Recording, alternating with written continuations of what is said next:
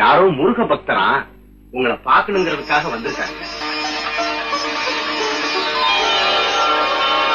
ஆடவச்ச தெய்வமே, உங்களெல்லாம் எங்கெங்கெல்லாமோ தேடுங்க, என்னால கண்டுபிடிக்க முடியல.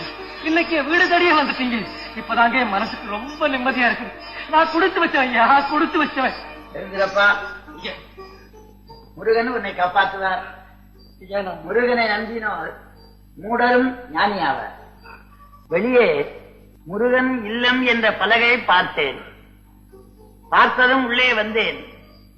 முருகன் இந்த வீட்டிலே மட்டும் இல்லை, உன் உள்ளத்திலும் குடியிருக்கின்றான். அவன் குழந்தை முருகன். உன்னை போன்ற அடியார்கள் உள்ளந்தான் அவனுக்கு விளையாட்டு திடல். மருவும் அடியார்கள் மனதில் விளையாடும் மரகத மயூர பெருமான் குழந்தை வேலன். கலியுகத்திலே கண்கண்ட தெய்வம்.